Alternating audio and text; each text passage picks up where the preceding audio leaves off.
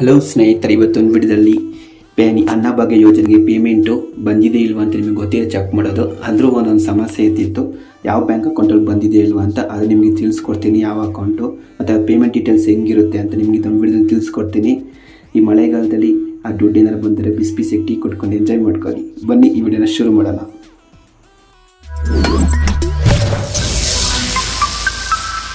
ಈ ಥರ ನಿಮ್ಮ ವೆಬ್ಸೈಟಲ್ಲಿ ರೇಷನ್ ಕಾರ್ಡ್ ಅಂತ ಗೂಗಲಲ್ಲಿ ಟೈಪ್ ಮಾಡಿಬಿಟ್ಟು ಈ ಥರ ನಿಮ್ಗೆ ಗೊತ್ತು ಹಿಂಗೆ ಓಪನ್ ಮಾಡಬೇಕಂತ.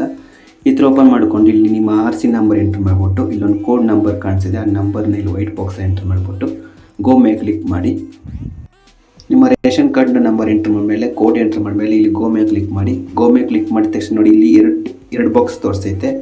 ಫಸ್ಟ್ ಬಾಕ್ಸ್ ತೋರಿಸ್ತೈತೆ ನೋಡಿ ಇಲ್ಲಿ HOF name, member UID, member first ಹಿಂಗೆ ತೋರಿಸ್ತಿತ್ತು. ಅದ್ರ ಕೆಳಗಡೆ ಇಲ್ಲಿ ಪೇಮೆಂಟ್ ಡೀಟೇಲ್ಸ್ ಅಂತ ತೋರಿಸ್ತೈತೆ. ಹಂಗಂದರೆ ಪೇಮೆಂಟ್ ಯಾರು ಸಕ್ಸಸ್ಫುಲ್ ಆಗಿ ಅವ್ರಿಗೆ ಈ ಥರ ತೋರಿಸುತ್ತೆ. ಅವ್ರು ಇಲ್ಲಿ ಬ್ಯಾಂಕ್ ಅಕೌಂಟ್ ನಂಬರು ಮತ್ತು ಸ್ಟೇಟ್ ಯಾವ ಬ್ಯಾಂಕ್ ಅಕೌಂಟ್ಗೆ ಹೋಗಿದೆ ಅಂತ, ಮತ್ತು ಯಾವ ದಿನದಲ್ಲಿ ಅವ್ರಿಗೆ ಕ್ರೆಡಿಟ್ ಆಗಿದೆ ಅಂತ, ಮತ್ತು ಬ್ಯಾಂಕ್ ಅಕೌಂಟ್ ಹೋಲ್ಡರ್ ನೇಮು ಮತ್ತು ಅಮೌಂಟು ಎಷ್ಟು ಬಂದಿತ್ತು ಅಕೌಂಟಿಗೆ ಅಂತ. ಸ್ನೇಹಿತರೆ, ಈ ಥರ ಬಂದಿದ್ದರೆ ನಿಮಗೆ ಗ್ಯಾರಂಟಿಯಾಗಿ ನಿಮ್ಮ ಅಕೌಂಟ್ಗೆ ಅಮೌಂಟ್ ಬಂದಿರುತ್ತೆ. ಇನ್ನೊಂದು ಥರ ಬರುತ್ತೆ, ಅದು ತೋರಿಸ್ತೀನಿ ಹೆಂಗೆ ಬರುತ್ತೆ ಅಂತ.